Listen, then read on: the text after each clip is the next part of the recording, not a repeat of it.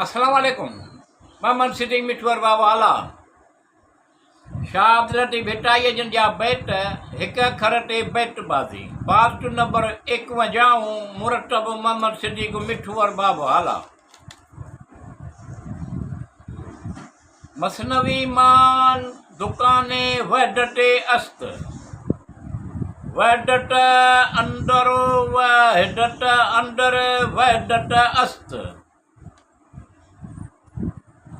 तन डहे मन माटली भौं विलोड़न हार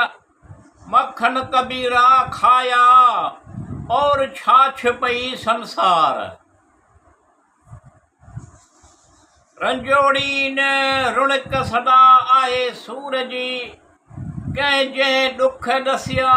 लठिए कान चुणक इन भलारीअ भुड़क हेकर हुज़ूरी कया इह काहे के रीत जीअं सजन बछड़िया न मिलिया वेखूं काठ के प्रीत जीअं जग फिटा सारी मुआ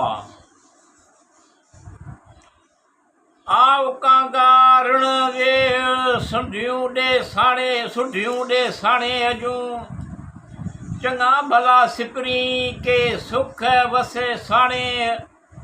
पिरीअ लाइ परॾे मूं तां घणो निहारियो वैदहू वाई चढ़ंदे चयाऊं सो लुड़ लॻियाऊं जॾहिं पारख पखियनि नूरीअ जे न्याज़ जो अजब अजल होए समूह सिर सभु कंहिं वेठो चिटो चोए अची उभो भोए हुजट भॻी राणीअ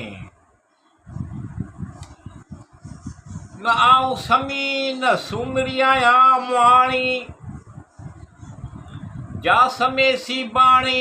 टहटा लठा हरफ हिसाब जा आणे बडम वण जाए मां मुखड़े चरी कुंडा टोरो करो लिखियो लाणी खाए इन मये संडी मां मूंखे ॻाल्हड़ी ॻोढ़ा कया उठ न वञे वगसे चांगो की न चरे पखीअ मथां पिरीअ जे उभो ॻाट धरे पखीअ मथां पिरीअ जे उभो ॻाट धरे सो वञे कीअं परे जंहिंखे जट जॾो कयो वञी वीरागन जी मथे डूही ढड़ साड़े सिक सना कयाई मोहबत न मड़ जी जाणी जड़ नागा निसोरा थिया ओलिया साब कैफ दे ऐ गुनूड दरकियाम वरत कलब हम वकूड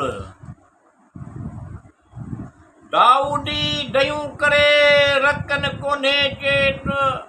घोड़े हेठि सुचेट कायो पाखुरे हणे